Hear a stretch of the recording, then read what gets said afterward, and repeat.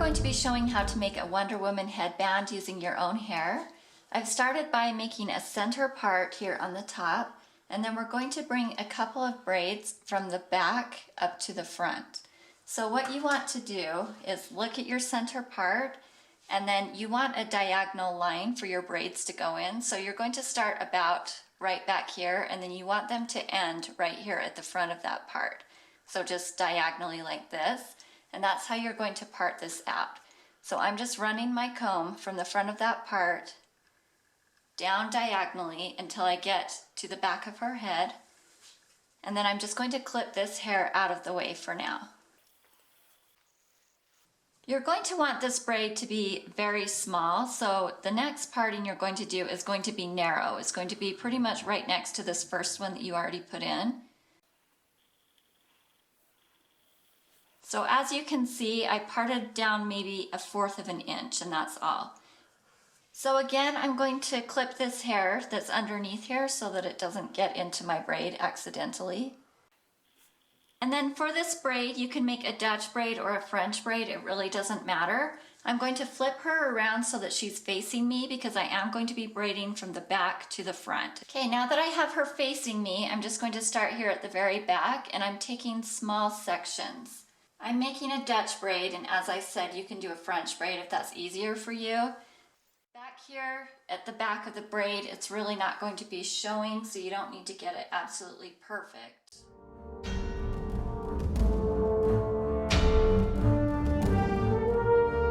Okay, now that I'm here to the front of her forehead, I'm just going to keep braiding normally.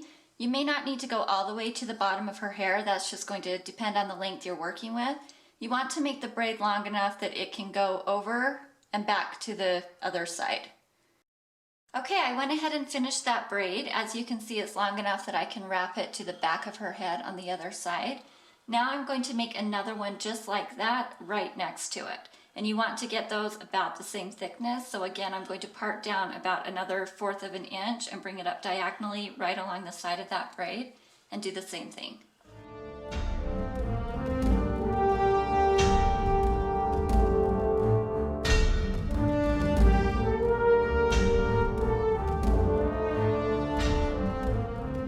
Here's what we have at this point, our 2 braids coming into the center. Now the trick is going to be to do the same thing on this side, and you want to get them so that they're symmetrical. So you've got your center part here, you just want to go about the same angle you did on this side, and then just do the exact same thing. Bring 2 more braids up to that center part, and we'll be right back after I get those braids done. Alright, I went ahead and braided this other side. As you can see, the braids aren't exactly perfect, but it's not really going to matter. What you want to do is take the 2 inside braids and you're going to cross them like this. I'm just going to tuck those behind her ears for now. And then you're going to weave these braids through the braids that are already there and cross them as well. So I'm going to take this one here, and it's going to go under this braid on this side, like that. And then again, I'm going to tuck this behind her ear. And then this one is going to be woven as well. So this one's coming under this braid. This one's going to go over it, and then it's going to go under this lower braid. If that makes any sense. So that is what the top of the headpiece is going to look like. And then we're just going to take these braids that are now on the opposite side, and I'm just going to take a little piece of hair here and add an elastic to hold those in place.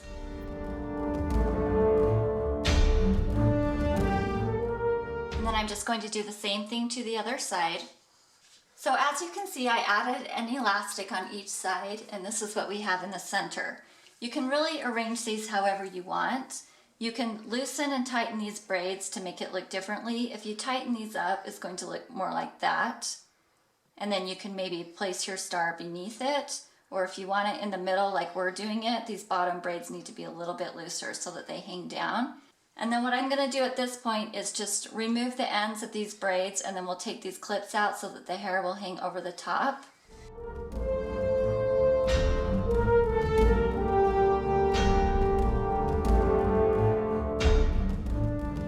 So here's how it looks with her hair down, and then we're going to add a star sticker in the center, just like the actual Wonder Woman headband has.